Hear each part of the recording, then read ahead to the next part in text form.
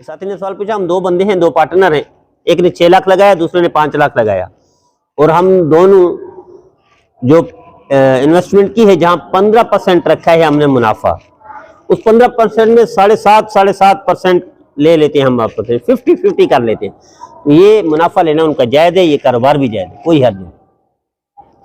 اسی طرح ایک ساتھی نے پوچھا کہ میرے پاس کوئی وسائل نہیں ہے، کچھ عرصہ پہلے ایک ساتھی نے سوال پوچھا تو یہاں باہر لڑائی ہوگی، بولے بالے لڑ پڑے باہر، یہاں نہیں لڑتے، مجھ سے پوچھے نا، جو فتح مفتی بتا رہے تو وہ ذمہ داری سے بتا رہے، باہر جا کے لڑ رہے ہو تم ادھر آ کے پوچھتے نہیں ہو۔ کیونکہ میرا کوئی ذریعہ نہیں ماں سوائے حرام کے پیسے کے، یعنی سود کا پیسہ، اور کوئی وہ نہیں۔ اب میرے بچے ہیں، میں کہیں عزت بچا نہیں سکتا اور زندگی بھی نہیں بچا سکتا بچوں کی، تو میں سود کے پیسے لے کر کاروبار کروں، منافع کیا ہوگا؟ منافع جائز ہوگا، اس کے لیے منافع جائز ہوگا۔ اس حال میں یہ حرام کھلا دے گھر والوں کو، بچے بھوکے مر رہے ہوں، حرام باہر کتا پڑا ہوا ہو اس کے لیے حلال ہے، گدھا پڑا ہوا مرا ہوا اس کے لیے حلال ہے گھر میں، لیکن جان بچانے کے لیے، ایسا نہ مزے کے لیے روزانہ فریج بھر دے، فریج بھرنے کے لیے نہیں ہے، فریزر بھرنے کے لیے نہیں ہے، مستقل نہیں ہے، جان بچانے کے لیے ہے۔ اس وجہ سے فقہا نے لکھا ہے کہ آپ کا علاج کسی دوائی سے، انجیکشن سے، کسی گولی سے نہیں ہو رہا، حرام سے علاج ہونا، جان بچے گی ورنہ نہیں۔ کوئی بندہ جان دے دیتا ہے، حرام سے استعمال نہیں کرتا، جان نہیں بچاتا، تو یہ شہید ہوگا، یہ شہید ہوگا۔ لیکن حرام استعمال کر کے جان بچا لیتا ہے تو یہ جائز ہے، کوئی حد نہیں۔ یعنی شراب سے علاج ہے، فرض کریں مثال دے رہا ہوں، یا سور کی بوٹی سے علاج ہے اس کا، یہ سور کی بوٹی آپ کو کھانی پڑے گی، یا شراب کے قطرے پینے پڑیں گے، اس کے بغیر تمہاری بیماری نہیں بچتی، اس کا علاج کوئی نہیں، تو یہ حرام سے علاج کروا سکتا ہے۔ شرط یہ ہے ماہر ڈاکٹر کہے، مسلمان ہو، ماہر ہو، وہ کہے تمہارا علاج، یہ بیماری لا علاج ہے۔ لیکن اگر شراب کے چند قطرے پی لو تمہاری جان بچ سکتی ہے، تو اس کے لیے گنجائش ہے۔ اگر جان دے دیتا ہے، حضرت تھانوی رحمۃ اللہ علیہ کے پاس آئے نا، اس دور کے سب سے بڑے شاعر، سب سے بڑے ادیب، حضرت تھانوی رحمۃ اللہ کو پہلے پیغام بھجوایا، میں شراب پیتا ہوں، شراب کے بغیر میرا گزارا نہیں، تو میں آپ کی خانقاہ میں آ سکتا ہوں؟ فرمایا خانقاہ میں نہیں، تو میرے گھر میں مہمان بن سکتے ہو، میرا گھر میری ملکیت میں ہے، میں مہمان ٹھہرا سکتا ہوں، خانقاہ عوامی ملکیت ہے، عوامی جگہ ہے، ادھر میں ٹھہرا نہیں سکتا، میرے گھر میں رہنا۔ اب وہ آگئے بڑے آدمی، ڈنکا بجتا ہے جن کے مقابل کا شاعر کوئی نہیں، تو ایک دن پی، 2 دن پی، 3 دن، حضرت تھانوی رحمۃ اللہ کا پڑوس ہو، حضرت تھانوی رحمۃ اللہ کے ساتھ چارپائی لگی ہو، پھر کہاں یہ برائی، کہاں یہ حرام، کہاں اللہ اور اللہ کے رسول کی نافرمانی، تو چھوڑ دی۔ جتنے دن رہنا تھا حضرت کے بعد رہے، پھر واپس چلے گئے، پتہ چلا بیمار پڑ گئے، کیونکہ ڈاکٹر نے کہا شراب ساری چھوڑ دی ہے تو بیمار پڑ جاؤ گے، جان بچانی ہے تو تھوڑی تھوڑی چھوڑو، تھوڑی تھوڑی پیو۔ پوچھا گیا کہ آپ کو تھوڑی تھوڑی پینی پڑے گی، کہنے کا اب مجھے پتہ چلا ہے یہ حرام ہے، اللہ کے رسول کی نافرمانی ہے۔ یہ حضرت تھانوی رحمہ اللہ کے صحبت کے اثرات تھے، حضرت یہ اللہ والوں کے اثرات تھے، کہ پھر موت قبول ہے، اب نافرمانی قبول نہیں ہے۔ جیسے بنی اسرائیلی روایت ہے نا، موسیٰ علیہ السلام گزرے جگہ سے، ایک شخص بیٹھا ہوا تھا بیچارہ دیہاتی ٹائپ کا، اللہ تو کتنے کام کرتا ہے، کسی کو سلاتا ہے، کسی کو جگاتا ہے، کسی کو کھلاتا ہے، کسی کو پلاتا ہے، اللہ تو سارا دن مصروف رہتا ہے، تو تھک جاتا ہوگا، اللہ تو میرے پاس آتا، میں تیرے بال بناتا، تیرے چہرے کو وہ کرتا، اور تیرے پاؤں دباتا، تیرے ہاتھ دباتا، لگا ہوا بیچارہ بھولا بھالا۔ موسیٰ علیہ السلام گزرے، کیا کہہ رہے ہو؟ دبک گیا۔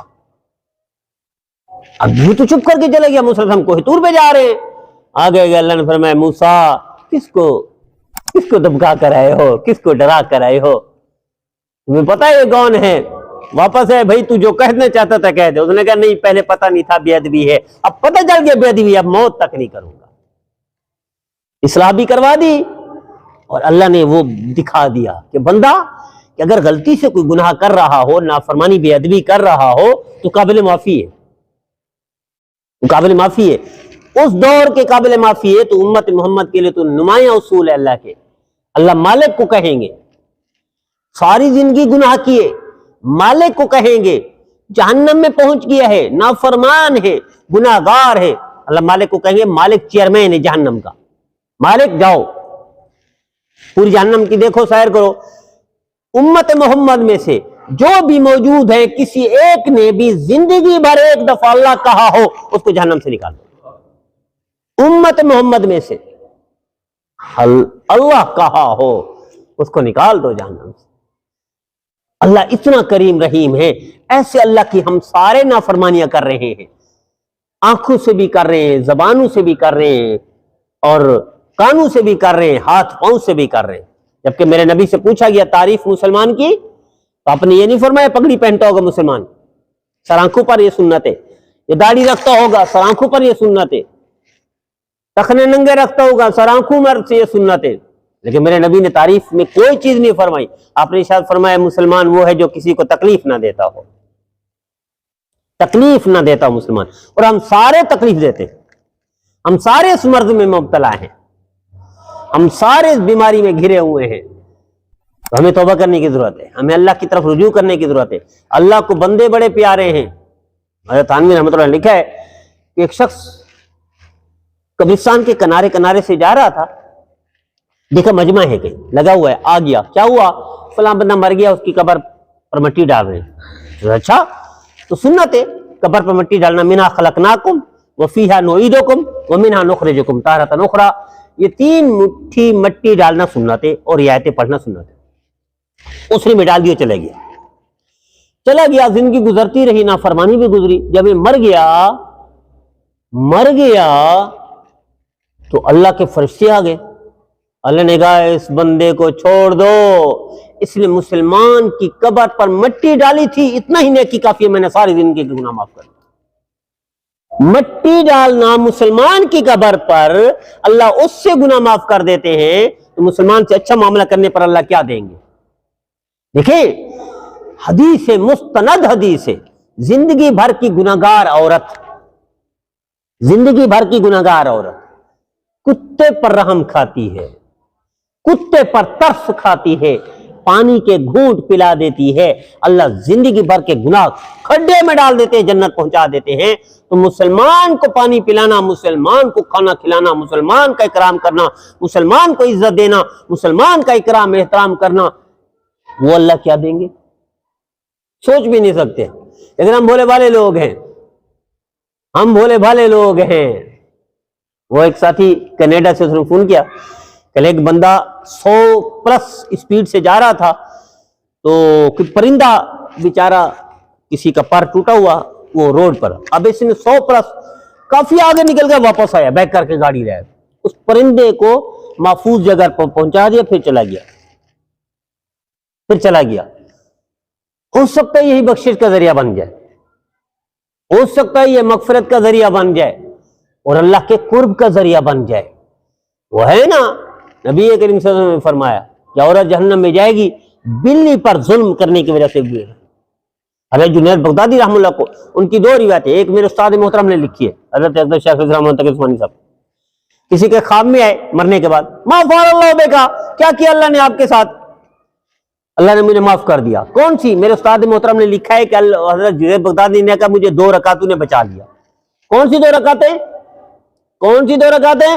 وہ جو تہجد میں پڑھتے تھے، اللہ نے معاف کر دیا سارے گناہ، یہ میرے استاد محترم نے لکھا ہے۔ اور ایک اور واقعہ کتاب میں کعبے نے لکھا ہے کہ کسی پرندے پر ترس کھایا تھا، اللہ نے اس کی وجہ سے معاف کر دیا، اللہ نے اس کی وجہ سے معاف کر دیا۔ اور اس طرح کے کئی واقعات ہیں، خود ایک واقعہ میرے استاد محترم نے ہمیں کئی دفعہ سنایا، مکھی والا شاید میں بھی کئی دفعہ سنا چکا ہوں۔ محدث ہے، وہ قلم ڈبونے والے ہوتے ہیں نا سیاہی میں، پہلے اب تو بچے ہمارے جانتے بھی نہیں، سیاہی میں ڈبویا، واپس نکالا، مکھی آ کر بیٹھ گئی، دل میں خیال آیا مکھی پیاسی ہوگی، چلو چوسنے دو، چوستی رہی، جب اڑ گئی لکھنا شروع کر دیا، زندگی گزرتی رہی، محدث سے پڑھتے رہے، حدیث پڑھاتے رہے۔ جب یہ مر گئے کسی نے ان کو خواب میں دیکھا، ما فعل اللہ بک، کیا کیا اللہ نے معاف کر دیا۔ کس نیکی پر؟ اللہ نے کہا میرے بندے تو نے میری مخلوق مکھی پر ترس کھایا تھا، میں نے تیری زندگی بھر کے گناہ معاف کر دیے۔ مکھی پر ترس کھانا اللہ زندگی بھر کے گناہ معاف کر دیتا ہے، تو مسلمان پر ترس کھانے سے اللہ کیا دے گا؟ لیکن ہم بھولے بھالے لوگ ہیں، ہم کتے پر ترس کھاتے ہیں، مکھی پر ترس کھاتے ہیں، سانپ پر بھی ترس کھاتے ہیں، مسلمان پر ترس نہیں کھاتے۔ کوئی شخص مودی کو گالی دیتا ہوا نہیں دکھے گا آپ کو، مسلمان کو گالی دیتا ہوا دکھے گا آپ کو۔ کوئی شخص مودی سے فراڈ کرتا ہوا نہیں دکھے گا آپ کو، مسلمان سے فراڈ کرتا ہوا دکھے گا آپ کو۔ اللہ عبرت ناک نشان بناتے ہیں، عبرت کا اس کو نمونہ بنا دیتے ہیں۔ وہ ایک مارکیٹ ختم ہو گئی، اسی مارکیٹ میں یہ میں عینی گواہ ہوں، اس کا عینی گواہ ہوں۔ وہاں ایک ریڑھی والے لگتے تھے، اس میں ایک ریڑھی والے کو میں جانتا ہوں، ریڑھی لگاتا تھا تو پرانی پینٹیں شرٹیں یہ ٹائپ کی وہ بیچتا تھا۔ ایک مزدور آیا، اس نے لی، اب یہ پیچھے بیک سائڈ میں پھٹی ہوئی ہے، یہ فرنٹ دکھا رہے، فرنٹ بڑا خوبصورت تھا، اب دوسرے کو بھی دکھا رہے بیک سائڈ کہ دیکھو میں اس کو چونا لگا رہا ہوں، پھٹا ہوا سائڈ پیچھے دوسرے کو دکھا رہے، دیکھو یار کبڈی اچھی دے رہا ہوں۔ اب وہ بھی سمجھتا ہے، وہ بھی ریڑھی والا ہے، تو اس کو چونا لگا رہا ہے۔ وہ مزدور تھا، شریف آدمی بیچارہ دیہاتی ٹائپ کو، چپ کر کے اس نے دیکھا نہیں، اس نے لپیٹ کے دے دیا، ہاں بھی یہ 250 ہوگی، چلو بھائی۔ اب وہ تو چلا گیا، وہاں جا کر رویا ہوگا نا، وہاں جا کر رویا ہوگا۔